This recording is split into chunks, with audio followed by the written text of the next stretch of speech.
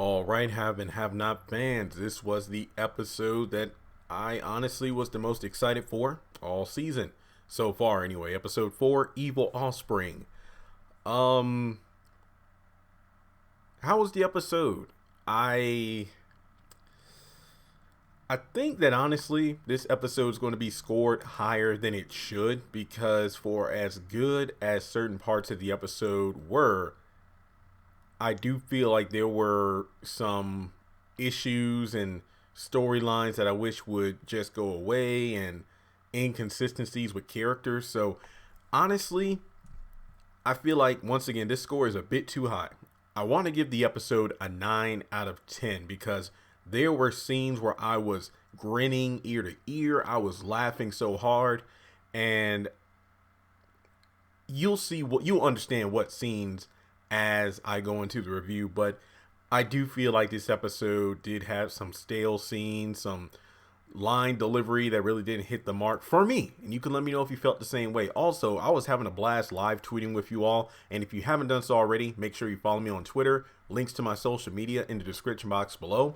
As I mentioned in my previous videos, I listed 200 items on eBay. Things are going well. We so far over $300 in the auction bids right now. So please go over there, check out my store, free shipping on everything, action figures, video games, trading cards. Like I said, trying to get this money up here so I can buy me a new set of tires for my car before the snow hits. Basically, guys, the episode started off in the Iron Bone bar. Don't remember what that is? That's the bar that the Malones use. And that's where, Wyatt got the drugs from Vinny. That's where Benny went to go borrow the money from Uncle Vinny as well, which led to the issues of him owing the Malones debt, owing the Malones back. And we have Candace going to see Sandy looking for Mitch. Now, this scene for me was a bit weird. I feel like, and maybe I'm nitpicky, so let me know if it was just me. It just felt like the delivery from Sandy and Candace felt a bit stale. Like I didn't really feel anything from their dialogue, the way they were being presented. I think the main reason for me, I was confused by two things. Number one, didn't Candace show up to a club last week? Remember when Hannah was sitting at the stairwell at Catherine's house? She called Candace about, Benny and the whole situation with Jim and the kidnapping. Was Candace at the wrong club? Did she go somewhere else? Apparently, the name of this strip club is called the Lazy V. I'm pretty sure Benny said they were going to a strip club or something, so I think Candace knew exactly where to go. That's their usual spot, according to her. So if Candace didn't see Mitch at the club, then did she just what? So I'm going, and again, I could be wrong, but did she just go to the wrong spot, or did she go down to the club but then didn't find Mitch? Then she decided to do the next best thing, which would be going to the Iron Bone bar. And then the second point of confusion for me was Sandy was a bit hostile towards Candace, yet when he kind of changed things around about the fact that, you're attractive, and it's like, wait, what? He's like, oh yeah, well, my grandmother and uncle are very thankful for the whole warlock thing, and you should come around more often. You're welcome here anytime. So if she's welcome here anytime, then why were you acting hostile towards her? But you did call Mitch, and then he called back and said he needed some, muscle at the Lazy V in order to help out Benny.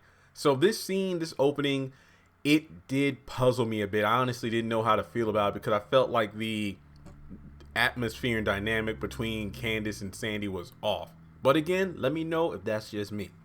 Next up, Derek returns to Veronica's place with the information about Real's girlfriend, who is Quita Maxwell, and his baby mama, who is in jail. So Real wants Veronica to get Quita out of jail, and he won't testify against her in court. Veronica delivers a threat against Derek and the fact that, with these cameras, I can make up this story about you did this, you did that to me.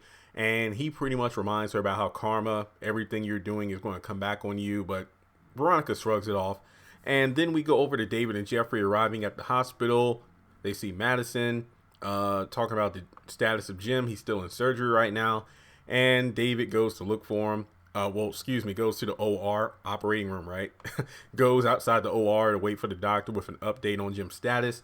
And then Madison, seeing how Jeffrey is obviously full of anxiety because, he was just shot at by a bunch of guys. And he had a gun as well as his father. So it is possible that he's probably carrying the weight of shooting and possibly being responsible for one of the deaths that occurred at the house. Remember, 2 guys were killed. And we don't know if it was David who shot both of those guys or if it was David and Jeffrey. So yeah, that's a lot to take in, the fact that you were almost killed and you possibly killed somebody else who was trying to kill you. So they go to a back room. We finally get Jeffrey Owens. And let me know if I'm wrong on the name, but Conley West, once again, guys, excuse me, I was like so excited to see Jeffrey Owens, and I was tweeting as soon as I saw him. So let me know if I said the name wrong. Conley West is the name I got. But if it was another name and I misspoke it or misheard it, please let me know, because obviously I need the name for future video titles. So he shows up, and here's what we know. He's a senator, which I've been saying because they did confirm that a while ago. He has a wife named Margaret. They've been married for 25 years. His wife told him, he needs to, cut down on some his weight by, what did Charles say? Oh yeah, that's what happened when you drink a lot of alcohol and lemonade. And he decides to get a drink anyway. Apparently, he's been a part of 6 administrations. Now Charles makes the 7th. He talks about how things were quite a close call with Candace, and then they have a late dinner. So I was just smiling ear to ear to see Jeffrey Owens. I loved his dynamic. Honestly, the only time I remember seeing him acting was on the Cosby Show. So to kind of see him in a grandfather-esque position, or father position of his own, if you will, kind of like, what did he say? He knew Charles for what? What did he say? He knew Charles since he was Charles's age or something like that. Basically, they've known each other for a while. So I love that dynamic. Okay, so Benny's tied up to a chair in the basement somewhere. The dude comes down with a gun named Akil, and he has an accent. I don't know why. I just thought that was an interesting thing. Akil with an accent. And Benny wants to be free, and he will be let loose as soon as the money's given back to Jim. He tells Akil, dude, Jim Cryer's dead. Obviously, Benny doesn't know the full status of it. He literally is assuming right now. But Akil didn't hear about it. Akil leaves, saying that he'll confirm the status of Jim. And honestly, if he's dead, they'll have a problem. So Benny's left tied up. Literally nothing else to say here. I honestly don't give a damn.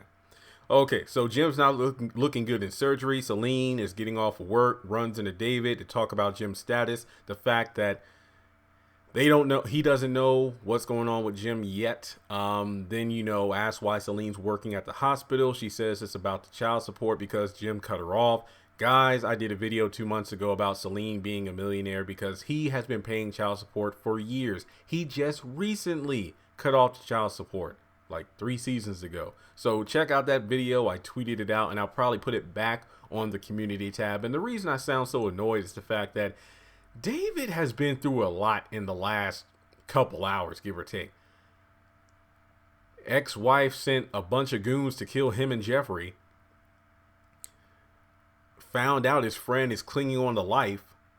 Goes to check on his friend. And then what was it, last week? Hannah's trying to hound him about Benny. This week, Celine not only is trying to hound him out about information on Jim, but now is suspecting that David was possibly one of the reasons why Jim cut off the child support. Like, shut up. Nobody cares about your children except for you. And honestly, if you were, you would have, let them know the truth about the child support, and Hannah would have made Benny get the money back by now. So give David a break.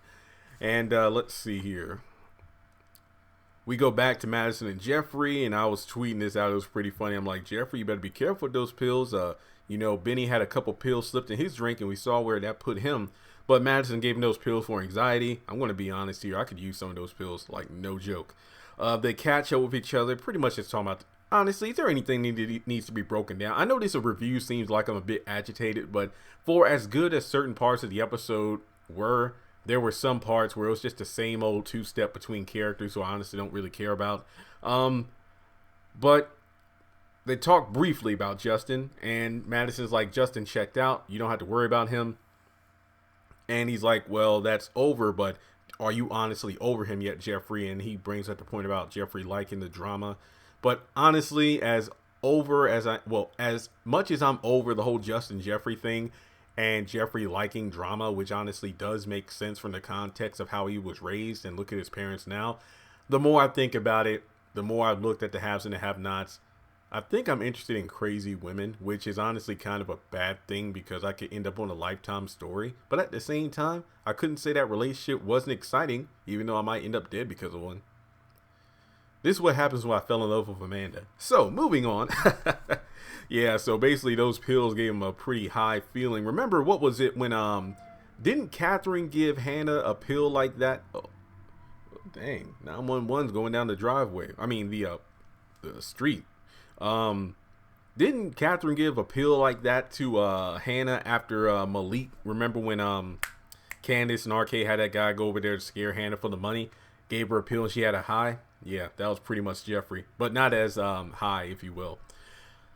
Okay, then we get to a Catherine scene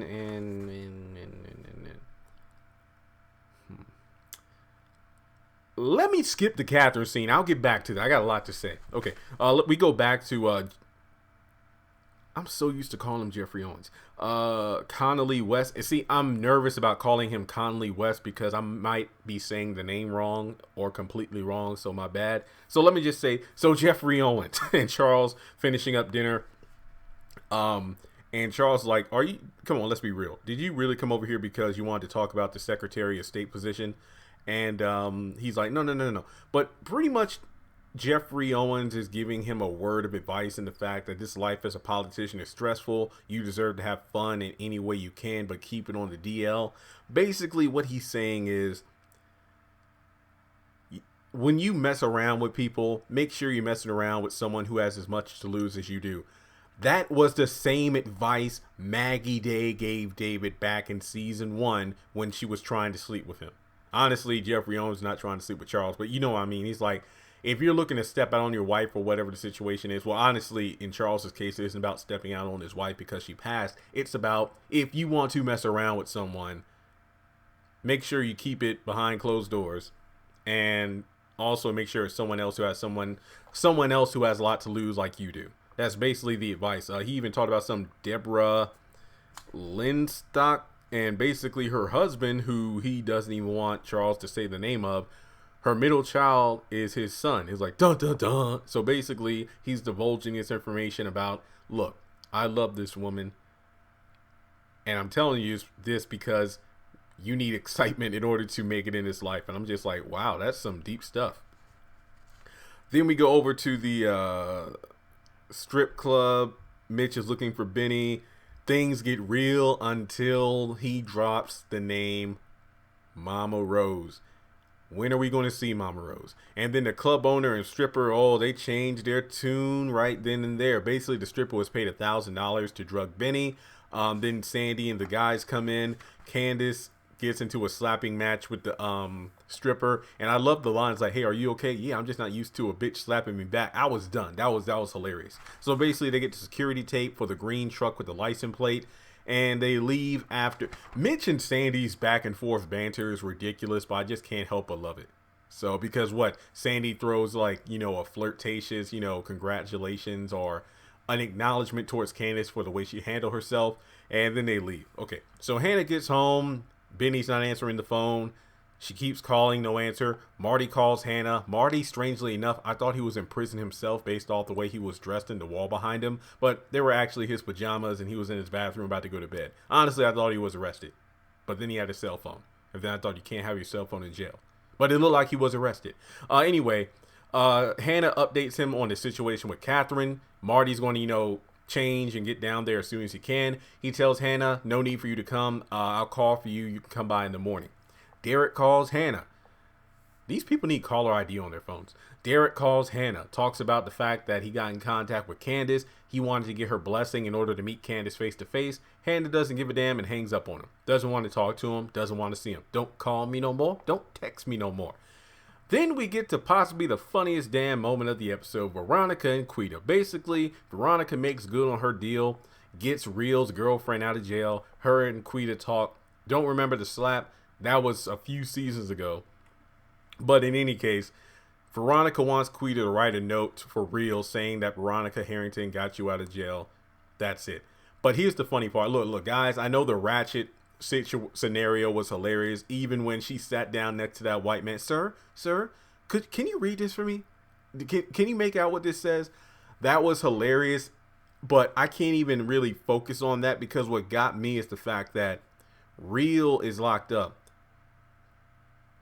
Two of the thugs, I forgot their names, were killed during that raid on David's house. The hood is mad at Veronica. So basically those roaches, those fried chicken, liquor smelling, welfare check, having, basically all those people Veronica has treated like dirt, who she's looked down upon, they're plotting against her. And in this episode, and I'll jump back to the Catherine scene, I haven't forgot about it. It's just proven that Veronica, and I even tweeted this out, has been burning bridges she's going to need. So when the time comes, even in the preview for next week, George pretty much gives a cryptic warning to Veronica like Derek did in this episode. You have all this power, the way you're treating people, this arrogance, it's going to come back on you one day.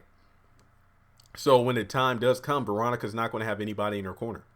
So that was quite a scene. I will probably do a video on this in its entirety because it definitely deserves a video. Justin hobbles back into the hospital. I don't know. Basically, he sees Jeffrey and Madison walking out of the back room, assumes they're together. Jeffrey ain't trying to have this. Like, bitch, I just had these happy pills. I ain't trying to lose my high. Bye, Felicia. And he's like, nobody loves me. Shut the hell up, Justin. Get out of here. Nobody cares. I'm done. I don't even have nothing to say. I'm glad Madison and Jeffrey got the hell on out of there. Because instead of wanting Madison, he wants a real doctor now. Even though, last episode, he wanted Madison to help him with his shirt. Then it's like, he's back on Jeffrey again. No, I don't care. I don't care. So Wyatt's brought in across from Catherine, taunting her, talking about how he heard on the radio that Jim is dead. He flatlined. You want to hear the remix? He flatlined. Like, what? Whoa, what? Honestly, if I didn't know the synopsis for future episodes, I'd say that Jim was dead, but he's not. He's not dead. But Wyatt pretty much told Catherine what Eddie told Lucien at the end of the first episode of last season on If Loving You Is Wrong, that Kelly's dead. He was pouring out a 44, but then in the very next episode, Steven showed up and told Lucien that Kelly isn't dead. And then Lucien told Eddie off. And Wyatt's a liar, we know. Okay, now back to the scene I skipped. Catherine being put into the cell, protesting, saying she wants better. She doesn't want to be using a bathroom in public where other people can see her. That energy. Number one, Catherine, you have been in jail before. You have been in jail before. Number two, where is this energy coming from, this negative energy? What happened to you in bed, drunk, having threesomes with Rocky and Broderick when Jim was running around trying to get you and David and Veronica together so you can clean up this mess to avoid going to jail in the first place? Where is that energy, Catherine? Where is that energy where you said you didn't give a damn about Jim, where you didn't give a damn about all of them being arrested, and I wish you were dead? Where is that energy now? Not to mention, like I said last week about, resisting arrest and how a white woman, that's white privilege, and if it was somebody black, they would have gotten beaten or killed. Here you are resisting going into your cell. I'm just thinking the same whole time, like, if it was somebody black that didn't even scuffle 10% of what Catherine was, they would have got brutalized. But she did get tased. She pretty much got Victoria'd from the Oval, when Victoria shot Gail. And no, guys, I love Catherine Cryer. I just don't like how they've been flip-flopping with her, or should I say Tyler Perry, because he's the only writer. I just hate how Tyler Perry has been flip-flopping with her character personality. Catherine deserves better than this. I'm not talking about jail because she deserves to be there, but I'm talking about her personality really not being consistent. That's my biggest gripe with the Catherine character. But Renee Lawless, definitely after being tased and her, feeling like, and then, oh my God, and then Veronica coming in just at the moment where Catherine Cryer, this huge heiress, this socialite, whatever term you want to use, is, just curled up on the floor like a frightened child, about to be afraid to be put in a cage like an animal. That was something else. And basically, they have their back and forth banter, but Veronica is like, I don't know you, bitch, I don't know you, I don't like you, I'm not going to help you. Catherine makes it clear you need me. No, I don't. And once again, I think at the end of this episode, when Quita was talking about those thugs planning against her, it's kind of like, man, Veronica, you burning these bridges. Like, true, you might have the power now, but the time will come when these people will rise up against you. And it's pretty much like Candace. Candace treating people the way she wants to treat them and whatnot, looking down on folks. But then those same people come back and gang up on you and you lose everything. Man, oh man. But then the last jabs about the whole wig. At least you need a stylist in here for your hair, but hey, at least it's real, unlike you. Even though technically Catherine should be wearing wigs based off the season 1 when she had the breast cancer and she said she was going to get a wig because her hair was falling out. But continuity issues, what can you do? So, and plus we saw when Veronica and Catherine got arrested the first time that Veronica's wig was taken. And remember when Jim had the wig? We don't even know how Jim got that wig. Remember when he was saying to David that, Veronica was dead because, he had to hit on her, but, he really didn't kill her. And then he had like a brown paper bag that had the wig in it. How the hell did Jim get that wig? But in any case, Catherine definitely, that performance was good, but I think it would have been better if it didn't contradict her personality for like the past 2 seasons where she literally didn't give a damn about jail. But now that you're there, you're acting like you're not supposed to be there. So with that being said, guys, that's Evil Offspring in a nutshell. For all the nitpicking and complaints I had, I'm still giving the episode a 9 out of 10 because, once again, Jeffrey Owens was a treat. I actually loved Veronica in this episode. I did like the... Wait, let me look over the notes one more time. I did like Catherine's acting in the scene involving her not wanting to go into the cell. The strip club scene was funny. Veronica and Quita. I could have done without the Justin crap. The Madison Jeffrey. Hannah was barely in this episode. Yeah, Veronica and Derek was very foreshadowing. Yeah, then the first scene with Candace and Sandy left me kind of Yeah, so it was a trail mixed bag, but I'm still giving it a 9 out of 10 for the good scene. So, with that being said, let me know your thoughts in the comment section below. Make sure you subscribe. Links to my social media in the description box below. Also, just thank you guys for real. Like the Kobe Bryant video I posted, I didn't know how that was going to be received because, like I said, I honestly didn't know what I could say. But apparently, what I said was enough for the people who watched the video. And like I said, it's the kind of video I don't normally do, but I did felt like, as someone to actually feel a lot after his passing, despite not really following the man's career and whatnot, that just showed the impact that he definitely had and how it definitely set off a ripple effect amongst, well, not just his fans, but the nation. So, yeah, guys, this was a decent episode despite all my problems with it. And all I can say is the preview for next week, meh. I don't know. It's probably the Justin bits that I just hate. So, I mean, Justin's still talking shit like you can't hurt me, and I'm like, bro, have you looked in the mirror lately? Don't you have internal injuries? Kill this guy. Okay, I'm done. All right, guys, thanks so much for tuning in. Once again, it was a great time tweeting with everyone, and please follow me on Twitter, guys. We have a good time, and I will do my trailer breakdown video sometime tomorrow. Yeah, there's no Oval. Wow, yeah, I do have Oval videos. I did watch Sisters today, and when I say watch, I literally only watched the bits with Andy, Gary, and Jasmine and Leslie. Oh my flipping God, it was awesome. That was an amazing, amazing episode. Yes, I skipped all the Sabrina and Calvin stuff. I skipped all of the Danny, Zach, and Karen scenes. If I ever watch Sisters, it's only going to be for the Andy storyline because shit got real. And thankfully, I did that video about Andy and Jasmine teaming up, and my theory was right. Leslie wanted it, hence why that video got over 8,000 views. I'm like, what the hell? My sister videos never do that well. So, yeah, be on the lookout for a sister video soon, more Oval, and I will get back to you all soon. The channel's doing well. I just had to let you know that hopefully tomorrow, a lot of milestone should be reached, and we'll go from there. So let me know your thoughts on Evil Offspring. 9 out of 10. Do you agree with my score? Would you score it a 10 out of 10? Would you score it lower than the 9 out of 10? Do you agree with my complaints with the episode? All that and more. Talk about it below.